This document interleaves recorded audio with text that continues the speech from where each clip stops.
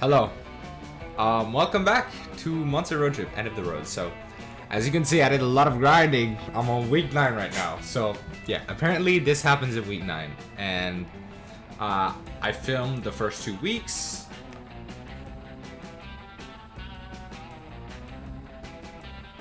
Give me a sec. So, yeah, I filmed the first 2 weeks and then I grinded the next ones. I saw a bunch of stuff I hadn't seen before, etc. Anyways, here it is. As you can see, something is wrong here in this regular motel. What the fuck is this? So, let's go. And I'm excited. Are we there yet? I knew I should have fast traveled. Yeah, Ravi's tagging along. After a long, exhausted day of sitting in a car, you're ready to turn in for the night. Time to choose which mundane activity to do before going to sleep. Surely Polly and Scott will find a way to make it. Huh. I can't select it. What do I do then? Let's watch some TV. You're not quite ready for bed yet, so you decide to watch some TV. Sadly, your motel doesn't have any streaming services. You're stuck watching cable like some 18th century peasant. One channel is playing a reality show where the contestants are tiny people literally trapped inside your TV. Please don't change the channel, they beg. We're so hungry, we've been waiting for it. Ah, boring. What else is on? You change to the Snakes and Ladders TV adaptation. One aloof man says to another, "Chaos is a ladder, my old friend. Perhaps the only ladder out there. And ladders. Ladders are also a ladder." The other super serious person responds, "Indeed, our dreams and hopes resting at the top, so close yet so far. What a cruel world, plagued with snakes who will betray you and make you slide down their slippery bodies. But this is a world of snakes and ladders." They said the thing! This show seems complicated. Is there anything else to watch? The next channel is the Mer Kingdom Totally Objective News Station. In today's news, all trespassers who breach the surface will be beheaded. Dolphins, orcas, and other mammals will need to apply for a temporary surface residence permit.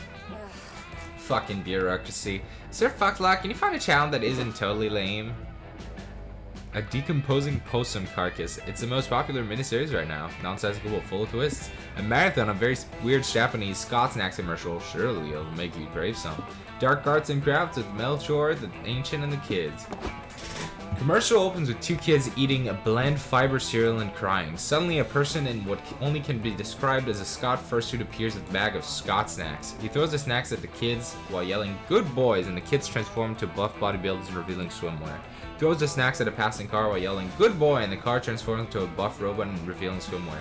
Parents appear and start asking what happened to their children. Scott throws snacks at them, but he doesn't say good boys. Parents transform into bowls of bland fiber cereal. Family dog starts barking because from a metaphysical standpoint, its owners have disappeared, possibly forever. Scott throws snacks at the dog and yells, "Good boy!" It transforms into a buff werewolf and revealing swimwear. Scott looks at the camera and yells, "Always be good boys, never be not good boys. Scott Snacks, the test of good boys." What a good commercial. I don't remember reporting it though. Wait, if the parents turned into bowls of fiber cereal, does that mean those boys were being forced to eat people who've been transformed? Is that why they were crying? Commercial was really weird, but it worked. You're craving Scott Snacks like crazy. You ordered some bags online, losing -6 money, but gaining +6 stamina. Good boy. Shit, we can't gain stamina again. So yeah, okay, as you can see, yeah. So something weird is happening.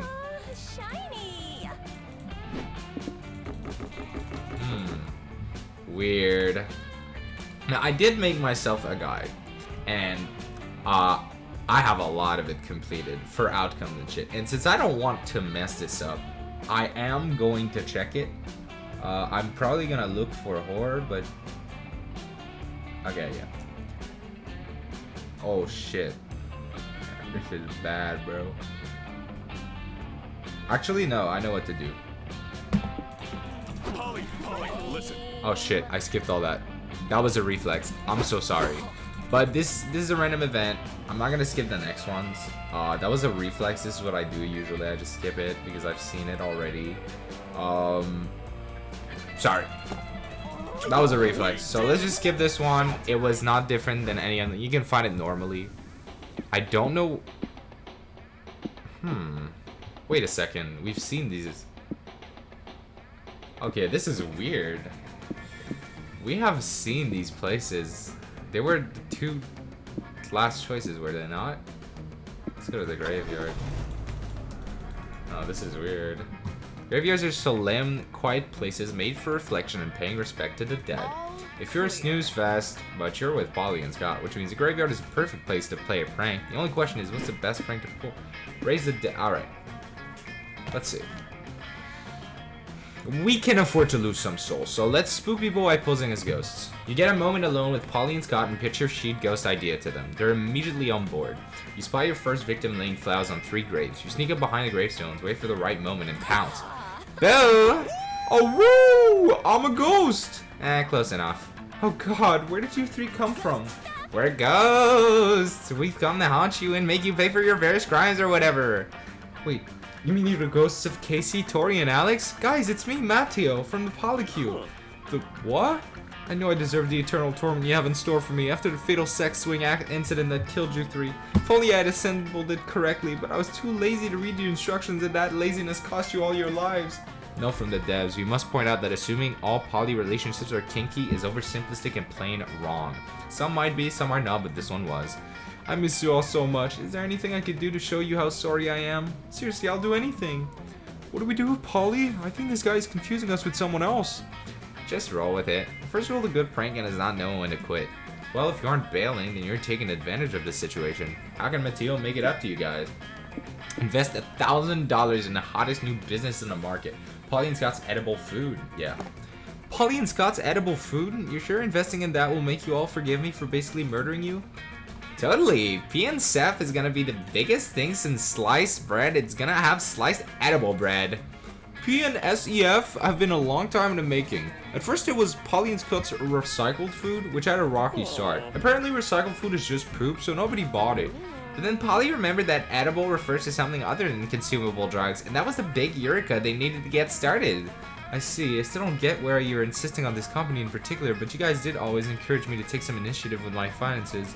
Especially after I blew all our life insurance accounts investing in edible vibrators. I guess edible food's downright sensible compared to that, huh? It's okay, bro. After this investment, we totally forgive you for accidentally murdering us. Everyone makes mistakes. Matteo makes his investment and leaves, and you all high-five over another successful prank pulled.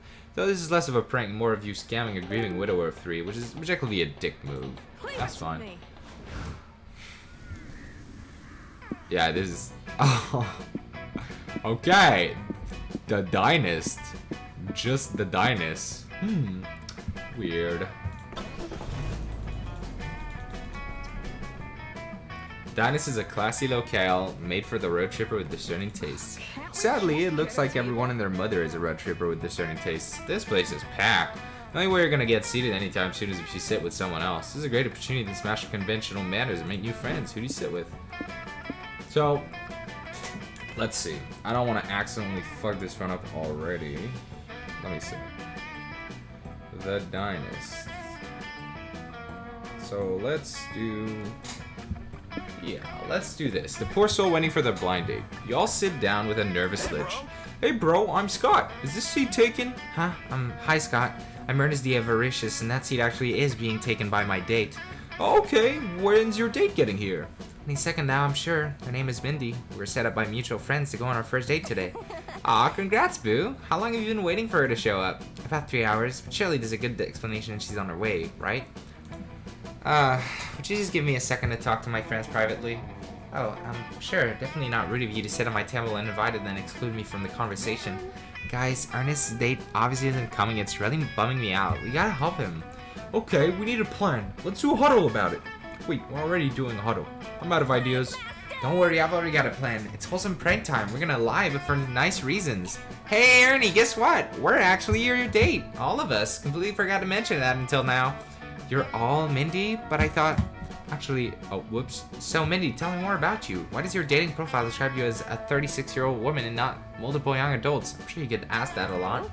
Oh, it's because Sir Foxlot. Why is that again? Because this is a game show! If you can guess which of us is Mindy, you win a cash prize and a date, I guess. Did somebody say game show? Did somebody say game show? Have you been lurking in that corner waiting for somebody to say game show all this time?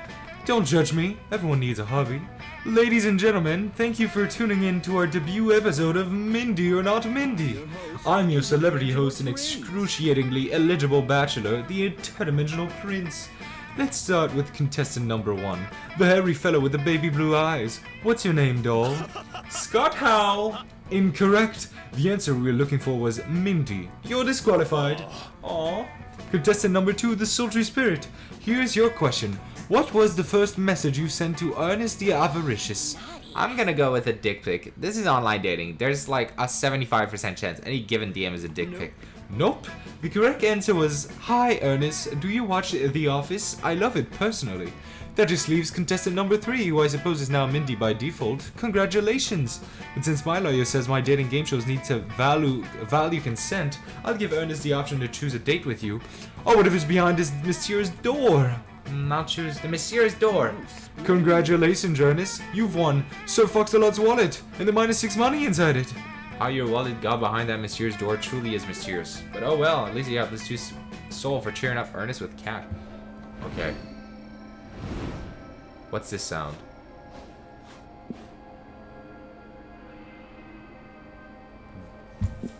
What the fuck? Okay, this is weird. This is strange, bros. Where is everyone? How weird. Noodles isn't even here. What happened to that little bro? Wait, and where's Aravi? Aravi? What do you mean? We picked up Aravi, remember? No. I'm pretty sure we've been by ourselves for a while now. You might be right. Regardless, there's something about this place that's giving me the creeps.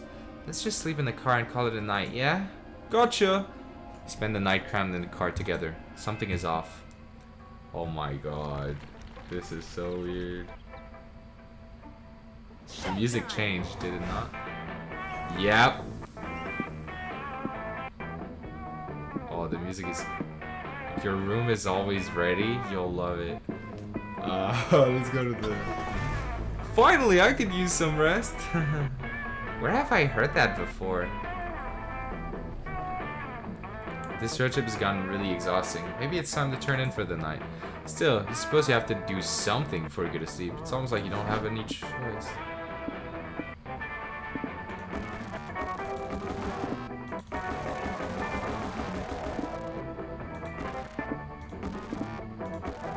I can't...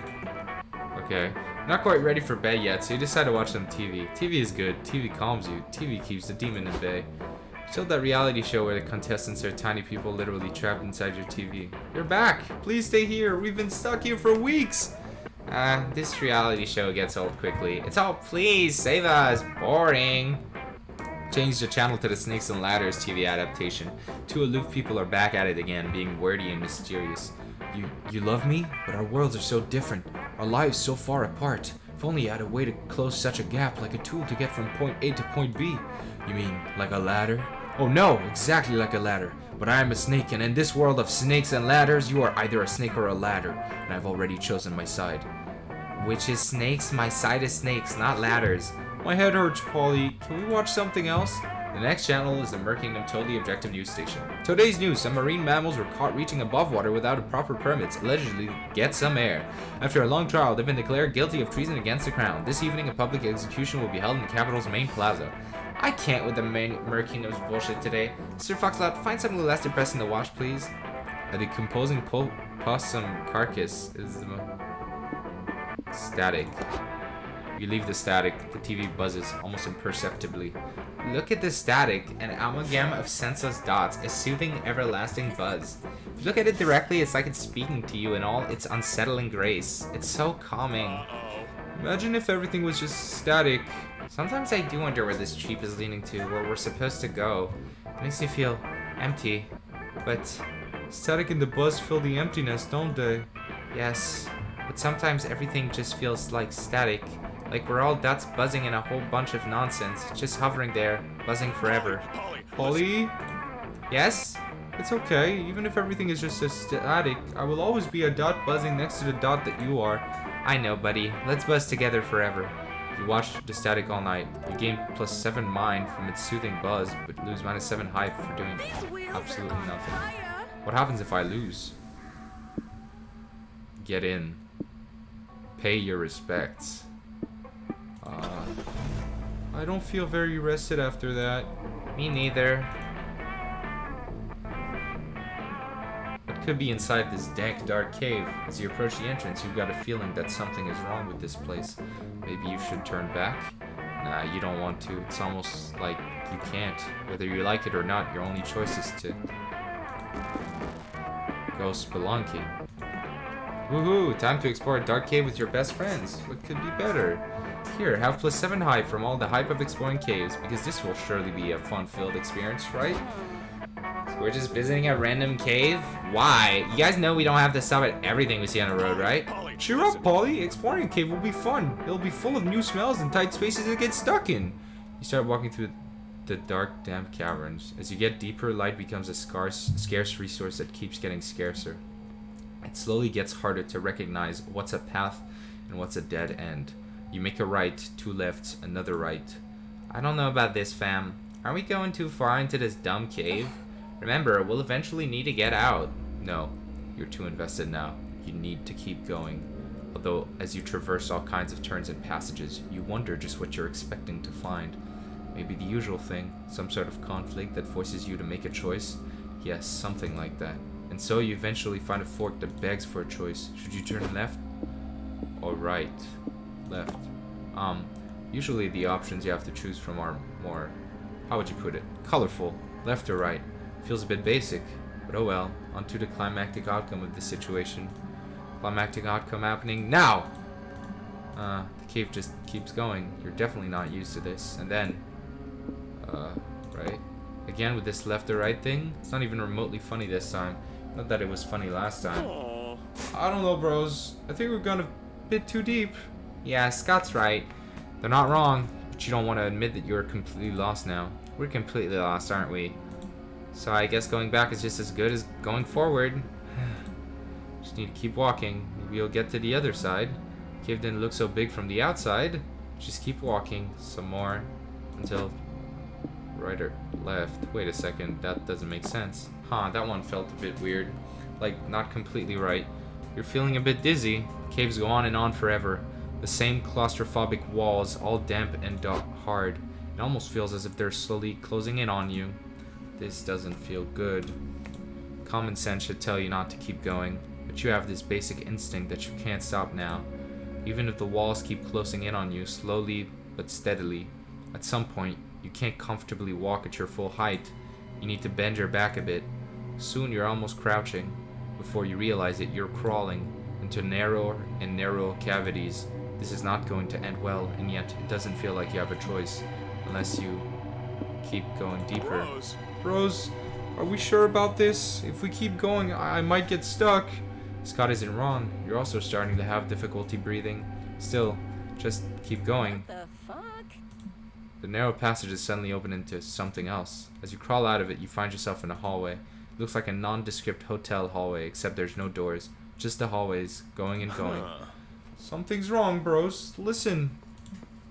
I don't hear anything, Boo. Exactly. There's no noise at all. It's true, the space seems huge, yet there's not one single noise. Not a vermin crawling, or some water running in the distance. Nothing. Going back is outright impossible. The crawl space from which you emerged is legitimately tiny. It actually took Scott some time to get out, and it doesn't look like he could get back in there.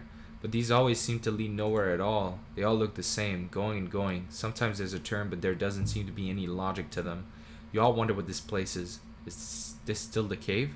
It stood by some white lights that made the whole thing look a bit like a hospital. Who even put them here? Stupid cave. How do we even know that we're not going in circles? These halls all look the same. Maybe we could leave a mark. Oh, good idea. Pass me a marker. Scott gives Polly a marker. She writes stupid cave on a wall. Oh god, I remember this from the trailer. Now, if we stumble upon this again, we'll know we've gone in circles. But as she finishes, you hear a sudden noise. The walls rumble. What was that? No time to think! You run as fast as your sore legs let you. Polly and Scott do the same, the echo of your frantic steps filling the halls. Yet you're sure there are more steps echoing. Someone else's steps. You keep taking turns until you face a choice. Go upstairs, look back, or go down. Or go upstairs. As you climb the stairs, you realize what a dumb choice this was. Why upstairs? It only slows you down. On the other hand, at least going upstairs feels like you're getting closer to wherever an exit might be. After climbing a few stairs, you get to a different floor. The halls all look the same, except they're all covered in the dense fog. You can hardly see your own hands, let alone Polly and Scott, who have become mere silhouettes. Guys, are y'all okay? Yes? Good, good. Following your voice probably finds you amidst the fog. Scott? Yeah? Great. Wait, what? Scott's voice is coming from your left, right? So? Look to your right.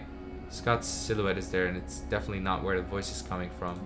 Bros, I can hear you, but I can't see where you are. There's too much fog. Now, this is seriously creeping me out, Sir Fox-a-Lot. Silhouette some sort of trick, or is that voice trying to lure us away from the real Scott? Bros, I can't hear you. Please, bros. I'm getting scared. I don't know. The voice seems like it's trying to pull our heartstrings to convince us. It's a bit suspicious. Sure, but if the real Scott is still in the fog, then why isn't he saying anything at all? It's weird.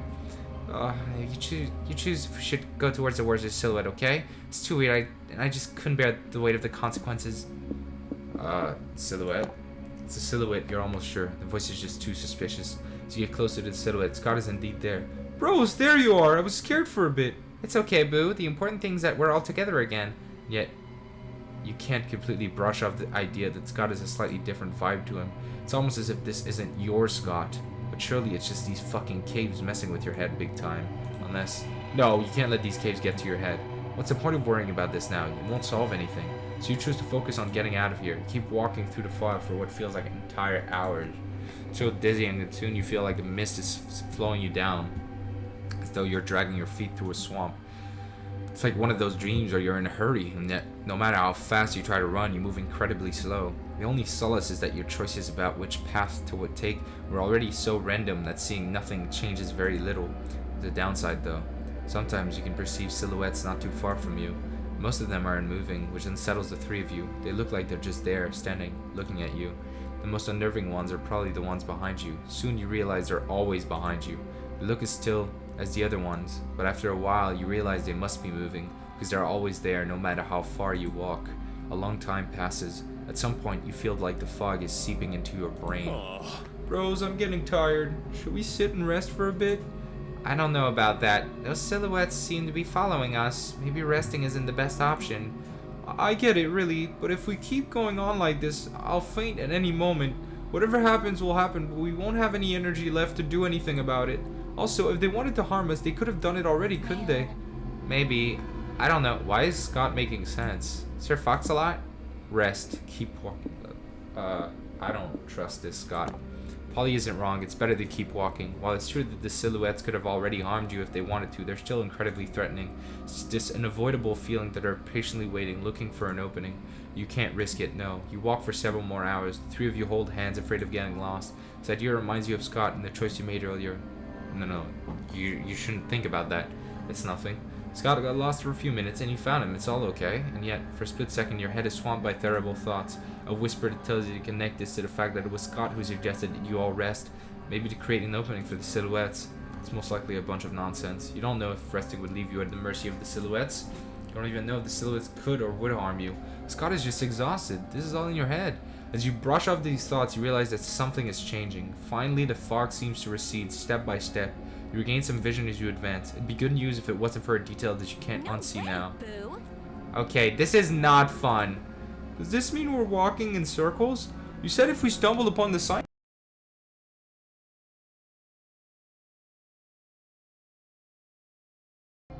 Hello. Okay, my mic just disconnected. So if that happened, that's why. Yeah. No, Scott, this means this place is definitely and deeply fucked up. Well, now we know we're not totally surrounded by a stupid cave. The stupidest cave. You keep walking. What else is there left to do anyway? You walk and walk and walk. After a while, doors start to appear. You keep walking through countless doors, down different halls. Many of them look exactly the same. Sometimes stupid cave is written all over the walls, sometimes it's not. One hall is tilted slightly to the left, it throws you a bit off balance. It's a hall that looks totally normal, but there's a low yet clear static noise in the background. Then there's the hall filled with windows. This one gives you hope, as windows mean you might gain more perspective of where you are. This is before you look through the window though. What you see is a huge light well. Other walls with windows, the same as the windows you're looking through. You can't surmise a massive building with this sort of internal opening only letting you look at other walls. Looking up and down doesn't help either. The walls go on for so long that it's impossible to see if there's sky above you or where the floor is. Just walls. That's not even the worst part. In some of the windows across the light well you see silhouettes. They're too far a way to make anything of them, but they're there. They're only in some of the windows, but it's hard not to notice them as they don't move. They're still just there. You can't see them clearly, but you have this chilling feeling that they're quietly looking at you. It feels like a quiet mockery, a frustrating reminder that you're trapped in this cave, an oppressive reminder that claws are at your throats. What are you looking at? Say something! Polly goes on like that for a while until she gets tired. One might think the sight of other people would bring some solace for being this lost, yet it does the opposite. You can't help but feel like it's your fate to remain lost and alone in here forever. And yet eventually the strangest thing happens. One of the doors lead to the most obvious yet unexpected hall. For once you cross it, you're once again walking through a cavernous tunnel.